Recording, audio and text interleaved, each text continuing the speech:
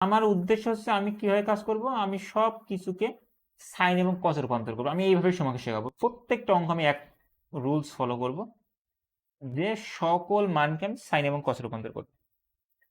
এবং দেখো এখানে 1 ভাগ কজ স্কোয়ারে আছে না, 1 ভাগ যদি কজ স্কোয়ার এ থাকে, এই কজ স্কোয়ার এ তো অলরেডি আসতে, এই কাজ চেঞ্জ করার কোনো প্রয়োজন নেই, কারণ আমি কজে নিয়ে আসবো, কজে তো অলরেডি চলে এসেছে।